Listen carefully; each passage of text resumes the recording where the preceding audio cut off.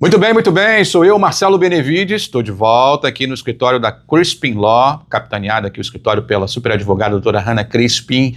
Deixa eu lembrar você que hoje nós vamos falar sobre um assunto muito importante em relação ao que está acontecendo sobre decisões da Suprema Corte, sobre iniciativas do governo Trump, que agora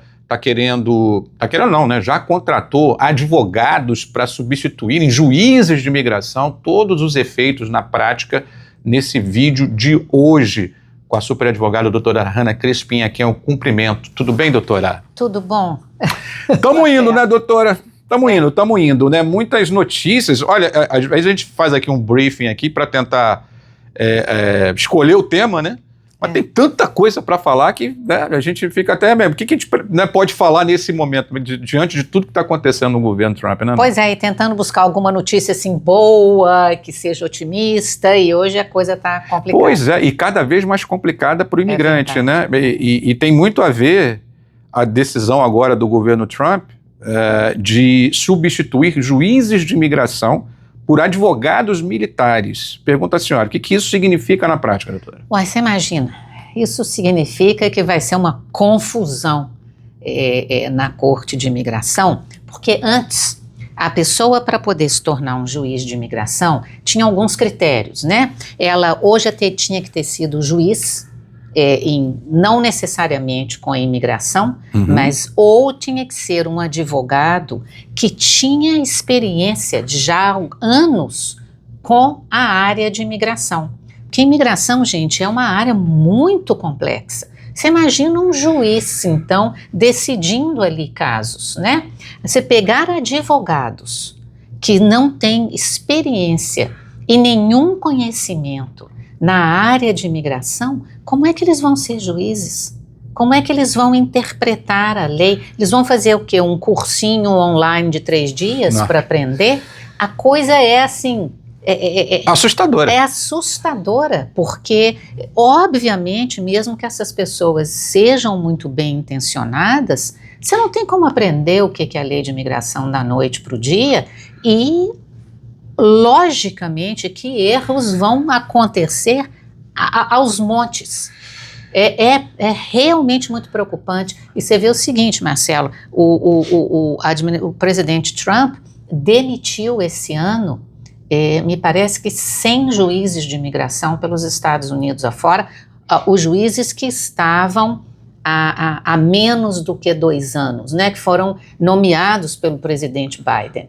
E em vez de contratar juiz, ou em vez de colocar em prática, seguir lá o procedimento normal igual eu disse antes, de advogados com anos de experiência em imigração, ou pelo menos juízes de outras áreas diferentes, mas que têm noção do que é ser juiz na prática, colocar advogado militar para ser juiz, a coisa vai complicar. Porque aqui nos Estados Unidos é interessante. No Brasil eles são concursados, né, os juízes, né? E aqui o presidente tem essa prerrogativa de indicar esses juízes, né? Ele tem, e você pode também, por exemplo, a Corte de Imigração, eles anunciam que estão contratando e você tem que passar, o candidato a juiz tem que passar por uma série de entrevistas até que ele seja nomeado. E isso aparentemente acabou. Isso aí, o efeito prático disso, o que eu vejo pelo menos, é colocar advogados para julgar casos de imigração. A gente tinha juízes, né, pelo menos até este presente momento, juízes que interpretam a lei, porque a lei, né, doutora, ela é complexa, né, não é simplesmente chegar a aplicar a letra fria. Existem entendimentos, existem jurisprudências, né? Então, com novos juízes, possivelmente o que for interpretativo a tendência é seguir o alinhamento com o governo Trump. E que, mais uma vez, devem, com certeza, ter que fazer um cursinho aí de alguns dias, o que é inacreditável quase. A senhora teme, por exemplo, em defesas que são, vamos dizer assim, consolidadas, em casos de imigrantes, por exemplo, lei dos 10 anos, que a gente sempre fala aqui nos vídeos, né, de imigrantes que vivem aqui nos Estados Unidos por mais de 10 anos, têm bom histórico, não tem recorde criminal, paga impostos, etc. Esses juízes, eles podem ter uma nova interpretação disso também? e possivelmente terão. E aí o que vai acontecer é que se um caso for negado, você vai ter que recorrer. Você tem hoje em dia uns juízes no Board of Immigration Appeals que são muito conservadores. Então, os casos você vai ter que entrar com recurso no Board of Immigration Appeals para depois recorrer numa corte federal. Então, gente, as cortes, o que a gente imagina, inclusive, é que as cortes federais vão ficar abarrotadas de casos. Agora, você imagina isso para um imigrante que está tentando se legalizar, o tempo que isso vai levar e o custo que isso vai ter também. É complicadíssimo. Pois é. Aí o que restaria então ao imigrante? A defesa do imigrante sendo negado o processo já morreria ali ou existiria a possibilidade de subir isso para a Corte de Apelações? Bom, quando um juiz na Corte de Imigração nega um processo de legalização, uma defesa da pessoa, ela tem o direito de entrar com recurso. Agora, vamos lembrar o seguinte, você não pode simplesmente entrar com recurso ou entrar com apelo, igual o pessoal gosta muito de falar aqui. Você tem que ter uma base para fazer isso. Então, uma base pode ser, por exemplo, eu estou recorrendo à decisão do juiz da Corte de Imigração, porque, na minha opinião, o juiz errou ao interpretar esta lei e eu quero uma oportunidade ou de ter uma audiência com juízes ou que isso seja determinado quando eu der entrada no memorando. Então, realmente, olha, vai ficar realmente difícil para o imigrante agora com essa substituição, né? Eu imagino que o governo Trump esteja fazendo essas substituições porque ele não anda satisfeito com o resultado dessas audiências. E porque ele quer, Marcelo, que um número grande de pessoas vá embora. Ele falou isso, quando que foi que teve aprenderam centenas de funcionários na Hyundai. Sim. Ele, depois disso, o presidente deu uma entrevista na qual ele falou, eu estou a favor de trazer para dentro do país funcionários que sejam qualificados, quer dizer, inclusive quem está trabalhando na fábrica é funcionário qualificado, você tem que saber o que você está fazendo. Mas, por outro lado, por enquanto, eles continuam prendendo e deportando muita gente, principalmente agora com esse negócio que não tem mais direito à fiança que entrou pela aí tem fronteira. Um monte de coisa que vai entrar aí justamente para poder acelerar, né, esse processo. Eles querem atingir um número mágico deles de 1 milhão de deportações por ano, do jeito que a coisa estava indo, até julho estava em 200 mil. Mas mesmo assim não tem jeito. Não vai chegar, e ainda que chegue, né, sobrarão outros 20 milhões. Exatamente. E o que faz com essas pessoas, né? Todos aqui, obviamente que a gente está se referindo aos bons imigrantes, né, aos trabalhadores, aqueles que merecem o que uma a grande chance. Maioria é, né? Grandíssima maioria, todos nós sabemos, o governo sabe disso. O governo sabe disso e sabe que precisa. Sim, mas enfim. Outra coisa também, doutora, que eu gostaria de abordar nessa entrevista, a respeito de uma decisão também importante da Suprema Corte em relação a essas operações que estão ocorrendo na Califórnia, né? E agora parece que a Suprema Corte deu prerrogativa para um agente do ICE abordar qualquer pessoa na rua com base na aparência? Um grupo na Califórnia entrou com uma ação contra o governo dizendo que era inconstitucional de prender as pessoas ou parar as pessoas simplesmente baseado no jeito que você aparência, na sua eles chamam aparência. Eles têm um nome bonitinho aqui, profiling. Racial profiling. Eles têm um nome bonitinho. Mas na sua aparência, na sua cara. É isso. Olhou, bateu a cara crachá. Ó, vem comigo. Olhou, vem cá. É isso. E um juiz da Corte Federal emitiu uma liminar que falou, olha, o governo não pode fazer isso. O que o governo fez? O governo recorreu à Suprema Corte, isto é possível ser feito em caráter emergencial, quer dizer, não houve nem audiência com relação a isso, e eles falaram não, tá? A Suprema Corte, a maioria da Suprema Corte, 6 juízes, concordaram com o governo e falaram não, essas buscas podem, essas paradas, essas batidas podem continuar, contanto que não seja só baseado na sua cara, vamos lá. Na sua aparência. O que, pelo amor de Deus, né? Escutou, você está falando inglês com sotaque, escutou alguma coisa, agora eu nem sabia disso. Às vezes nem isso, doutor, às vezes está passando de carro, assim, na rua, parou no sinal de trânsito, assim, ele bate o olho, tá com cara. O que isso aconteceu há anos atrás aqui em Massachusetts. Eu não sei se você se lembra que eles paravam. Paravam. Você não parou no sinal, você virou inventam ali uma infração de trânsito. Acabou. E para dizer que, não, você parou porque você avançou o sinal. Tava no amarelo, você tava...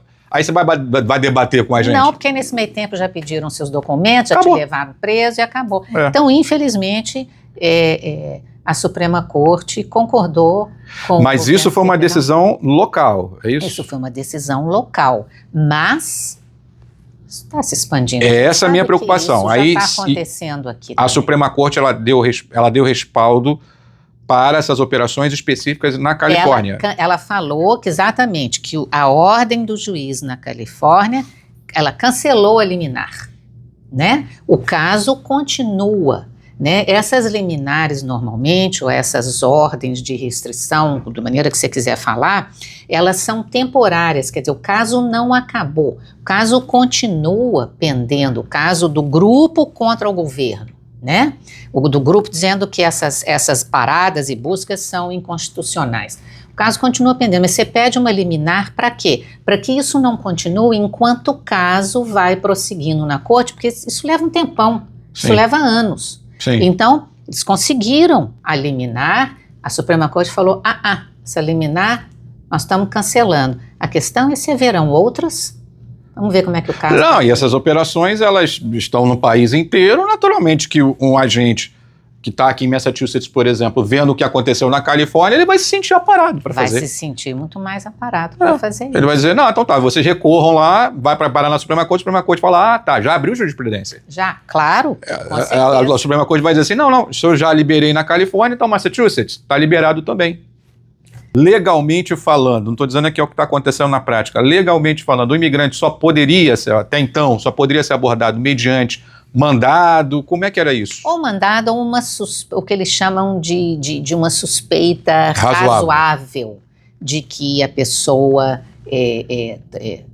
está aqui ou fora de estado. Estou falando para o ICE, né? Não simplesmente olhei para você ou escutei você falando espanhol. Mas, gente, qualquer pessoa está sujeita a isso. Eu posso estar ali na esquina conversando em português, falando alto, alguém vem e fala. Cadê seus papéis? E outra coisa também que chama a atenção dos agentes, carros comerciais, com nomes, né? Demais, e é uma tristeza, porque a gente vê, principalmente aqui, a gente vê essas vans de trabalho com nomes de empresas que são claramente nomes... brasileiros, latinos em geral. Então Aí bate o olho ali num carro de Silva, por exemplo, né? Aí o camarada vai bater o olho e vai lá, você avançou o sinalzinho aqui. Não tinha nem sinal aqui, senhor. Tinha sim. Me dá aqui o seu documento. Aí começa. Aí começa o pesadelo. Aí começa. Realmente, essa decisão, embora seja local da Califórnia, ela abre um precedente perigosíssimo e eu não tenho dúvida de que um agente em um outro estado vai parar as pessoas com base na aparência. Com certeza, infelizmente, Marcelo. E a partir dali, aí começa todo o processo. Né? Aí abriu a lata, né? Aí tem que buscar advogado, saber entender o caso. Detida, e se tem alguma defesa, e se veio pela fronteira, e a coisa está complicada.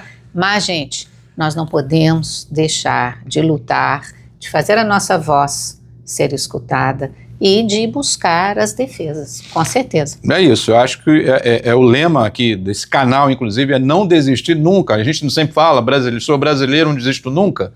Mais do que nunca, tenha essa máxima para a sua vida, né? Porque enquanto tiver chance, mínima que seja, né? 1% de chance, 99% de fé, né? Se você só tem 1% de chance ali, tem aqui a superadvogada doutora Hannah Crispin, né? Para poder te ajudar, te orientar e buscar a melhor defesa possível nesses tempos sombrios. Doutora, tem mais alguma questão, algum assunto, ou alguma consideração que a senhora gostaria de Espero ressaltar?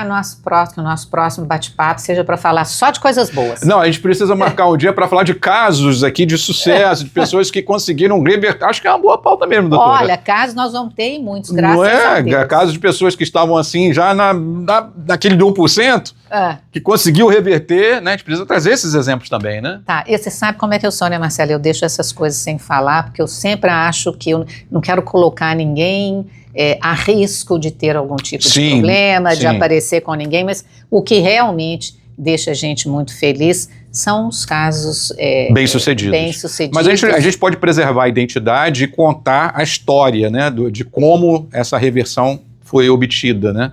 Às vezes eu ouço casos aqui que a doutora me conta que eu falo, não tem como a pessoa se manter aqui, mas a gente conseguiu. Né? Então a gente pode contar esses exemplos aqui também, né, doutora? Então tá bom, vamos planejar. Vamos sim. Mais uma vez, obrigado pela participação. Eu que agradeço, até a próxima. Eu conversei com a doutora Hannah Crispin, aproveita para segui-la nas redes sociais, vá lá no Instagram, @CrispinLaw, deixa um like nesse vídeo, comenta, compartilha e se inscreva aqui no canal do Benevides para você ficar por dentro sobre o mundo da imigração aqui nos Estados Unidos e muito mais.